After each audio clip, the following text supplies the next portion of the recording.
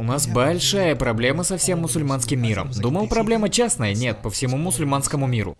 Это рукоприкладство по отношению к женщинам, дружище. И прикрываются Кораном, мол, в аяте же говорится, и побивайте их. И используя этот аят, говорят, ну вот же, женщин можно бить.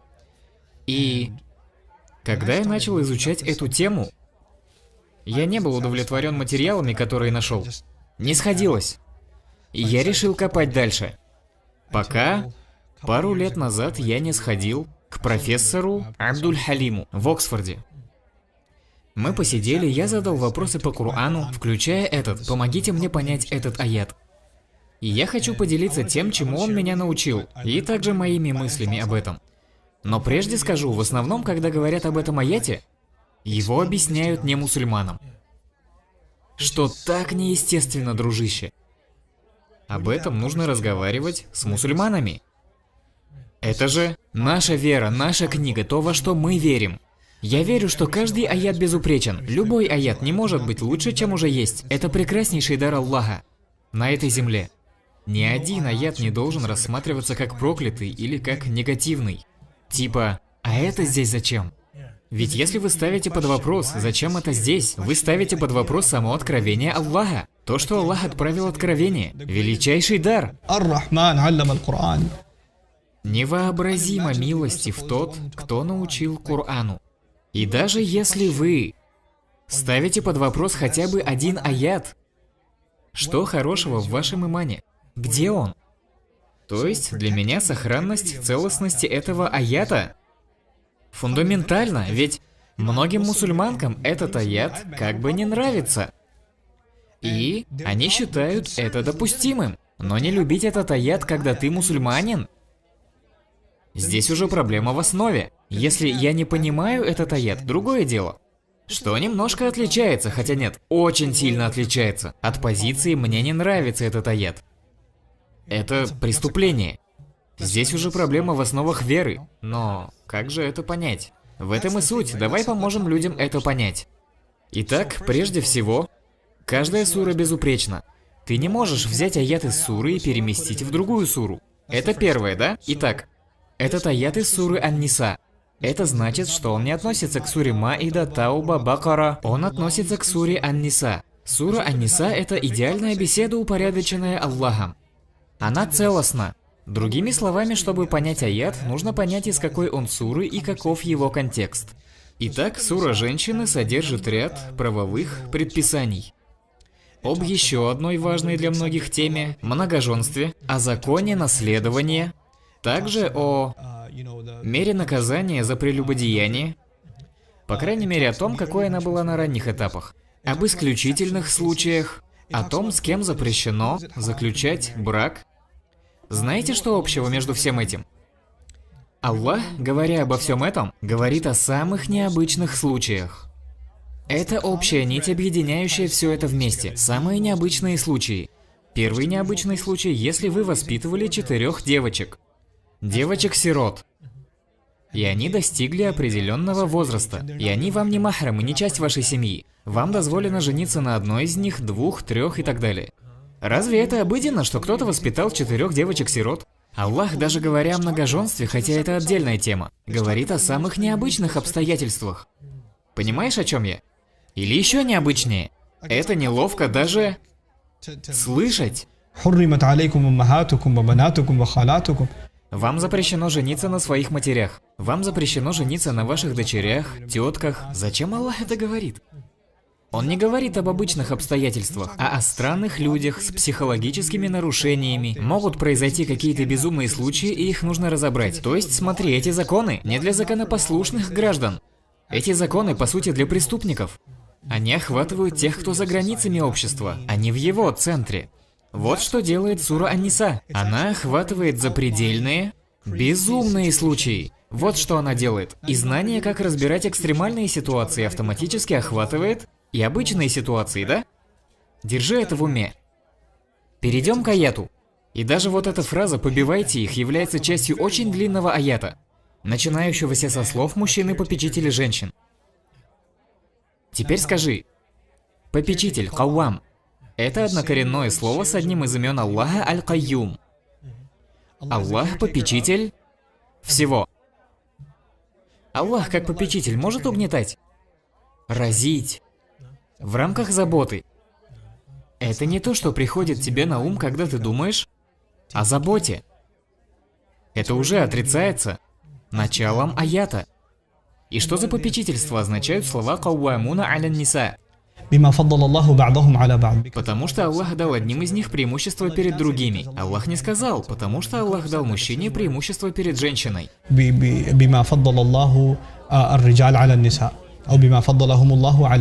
Но нет, Аллах так не сказал. Он сказал, потому что Аллах дал одним преимущество перед другими. Другими словами, и женщинам Аллах дал определенные преимущества, и мужчине дал определенные. И на мужчину была возложена ответственность содержать женщину. Ладно, хорошо. И потому что они расходуют из своих денег.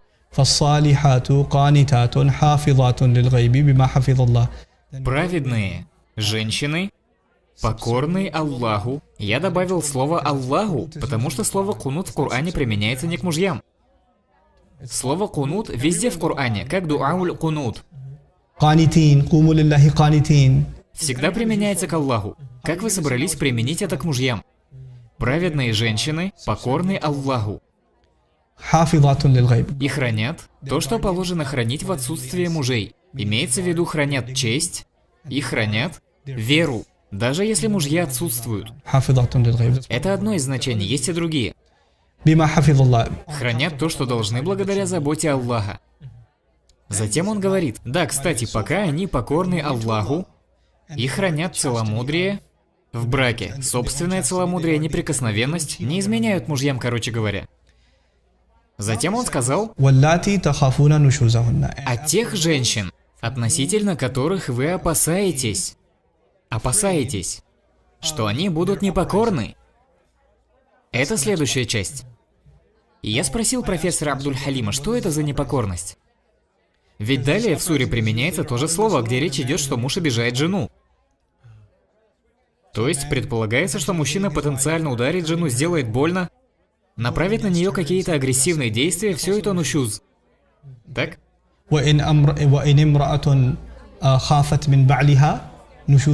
Если женщина боится от супруга жестокости, возмутительного поведения, что под этим подразумевается, когда речь идет о женщине? Некоторые говорят, возмутительное поведение это «я попросил ее положить 2 ложки сахара, а она положила 3». Что за беспредел? Типа это же нушуз, Коран говорит, непокорность. Или она повысила голос. Говорю профессору Абдуль-Халиму, что есть нушуз? Он говорит, смотри, в аяте есть контраст. Вот праведные женщины, а вот те, что проявляют непокорность. То есть делают противоположное тому, что делают праведные женщины. Праведные женщины покорны Аллаху, а эта женщина вышла из повиновения Аллаху. Праведные женщины верны своим мужьям, а это что делает? Изменяет мужу. И Аллах говорит мужьям, если вы опасаетесь, что они будут так делать.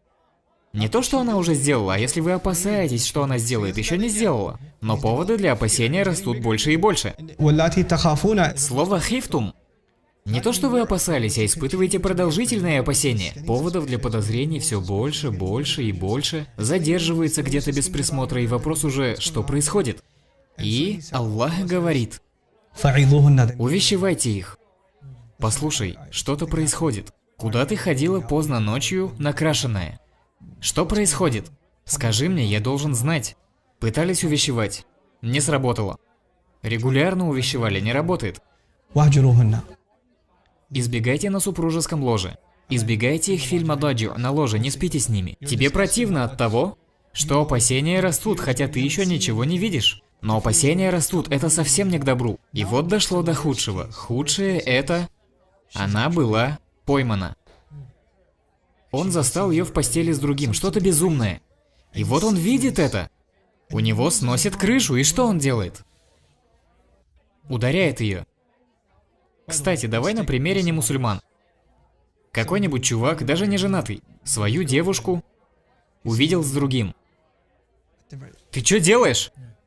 Это же естественно, как для парня, так и для девушки. Ты взорвешься. И вот он ее толкнул или ударил, что-то сделал и почувствовал вину. Как я мог?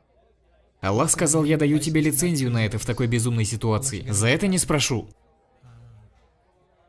И, кстати, когда я дискутировал на эту тему с профессором Абдуль-Халимом, выдающийся ученый Корана, поделился со мной этим, и я такой, не слышал такого раньше.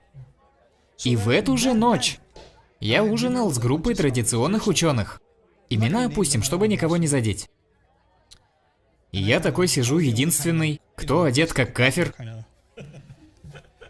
а остальные одеты как традиционные ученые. И я такой, ну-ка расшевелим обстановку. Я тут утром с профессором Абдуль-Халимом изучал аят о побивании женщин. Они такие, да, и что он сказал? И я поделился с ними этим. То есть, по сути, побивание ограничивается лишь случаями повторяющихся и систематических супружеских измен со стороны жены, что выносит мужчине мозг, в итоге чего он теряет самообладание. Люди за такое и убивают так-то. И, кстати говоря, о побивании, возвращаемся к сунне. Сколько вы можете ударять, как ударять? Сунной пророка ﷺ продиктовано, что жестко нельзя ударять вообще. Нельзя бить даже так, чтобы после этого покраснела кожа.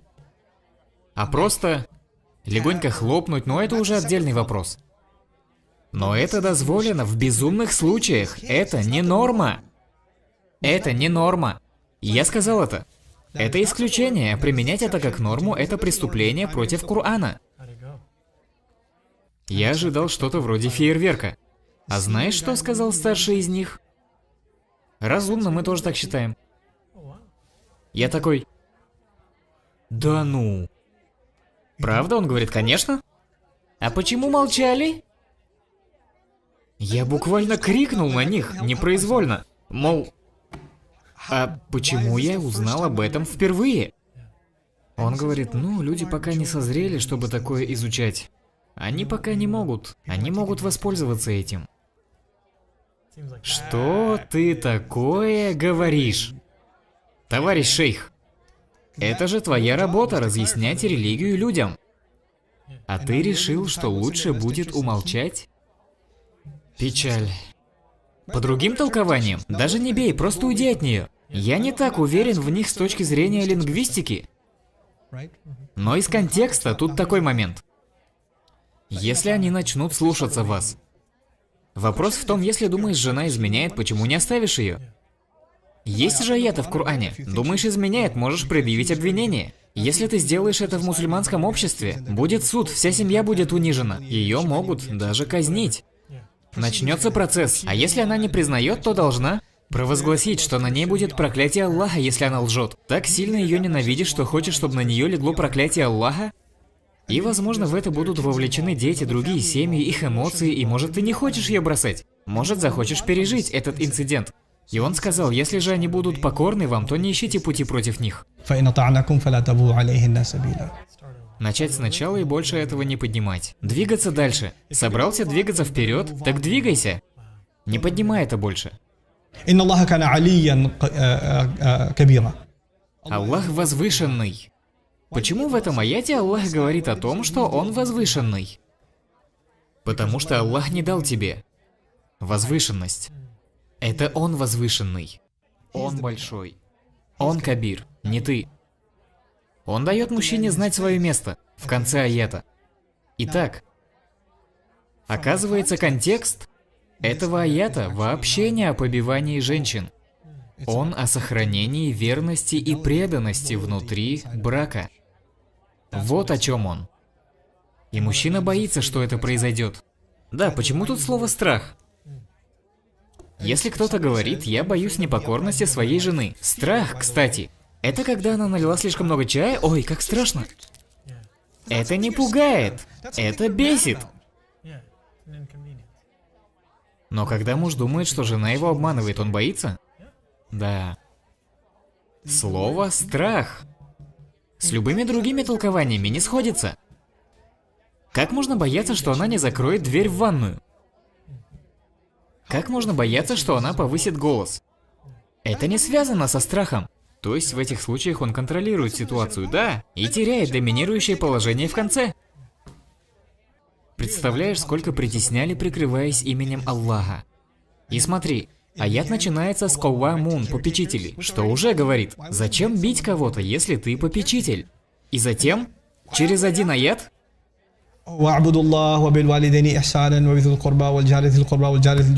что? Делайте добро родителям, делайте добро родственникам, делайте добро соседям, делайте добро людям, живущим по соседству, и также людям, которые соседствуют с вами в поездках. Тем, кто сидит рядом с вами в самолете, в автобусе, на верблюде. Делайте добро им, да? То есть делай добро всем им, а жену бей, да? Что? Я даже не понимаю, как они могут. Знаешь, о таком роде нанесения обиды Аллах говорит в Коране. Они взяли Коран и поделили его на части. Как они вырвали слова, побивайте их. Вырвали этот кусок, а остальной аят не важен. Для них. Вот их преступление. Субханаллах. Порой это становится средством создания проблем, таких больших проблем. Смотри, если собираешься бить людей, это твоя проблема. Не надо в это приплетать религию. Это твоя психологическая травма. У тебя серьезная проблема, тебе нужен психиатр. И если женщину бьют, ей нужно обратиться за помощью, посоветоваться, поделиться с кем-то, как бы неловко не было. Ведь физическому притеснению сопутствует психологическое притеснение. Он заставляет ее чувствовать себя ничтожеством и что она этого заслуживает. Она начинает думать, что она этого заслуживает. Иной раз их бьют, а они думают, что заслужили это, что это благо. Это психологическое давление и травма. Так вот, такого рода женщины, если они попали в такую ситуацию, им нужно обратиться за помощью. Нужно привлечь семью. Не хочу говорить родителям, беспокоить их. Скажи. Побеспокой родителей. Мама видала вещи и пожестче, она тебя родила. Чуть не умерла. Так что, если думаешь, как бы не потревожить маму, то ты не представляешь, как уже ее потревожило. Пойди и расскажи маме. Кому-нибудь. Разберитесь с этим как семья. Нет, так хотя бы обратитесь к профессионалу. Кому-то извне. Но им не нужно оставлять это без ответа. Никто не должен думать, что никому нет дела. Ведь это и сделал обидчик. Обидчики притесняют тебя и говорят, да кому ты нужна? Кому ты нужна? Я тебе одолжение делаю. Так они это преподносят и, к сожалению, формируют такой образ мышления, который держит их в заперти не только в этих отношениях, но и в собственном разуме. И это нужно разрушить. Субханаллах. А что скажешь насчет того, что некоторые люди говорят об этом в таком контексте? Что есть аят «Дарабаллаху масаля». И здесь слово «дараба» используется в другом значении. Так необходимо ли толковать его по-другому? Да, используется и в других значениях, не буду вдаваться в технические подробности, но в этом аяте «Уадрибу гумна» использовано без препозиции. И ничто не указывает на то, что это образное выражение. То есть для меня это преувеличение. Довольно большое с точки зрения языка. Уж сколько я перелопатил классических ученых трудов, ни разу не видел, чтобы кто-то пошел этим путем. Знаю, такое мнение есть, я его уважаю, но я не так уверен в нем. Субханаллах. Но, если посмотреть на самое жесткое толкование, это ударить в случае измены. А по наиболее мягкому толкованию, это прекратить такие отношения. Вот эти два. И нет других диапазонов. То есть, это полезный аят, и мы должны его любить. Субханаллах. Да поможет Аллах Азза ва Джаль избежать плохого обращения, будь то плохое обращение с нашей стороны к кому-то, или же к нам самим. Субханаллах. Баракаллаху фикум, увидимся, иншаллах.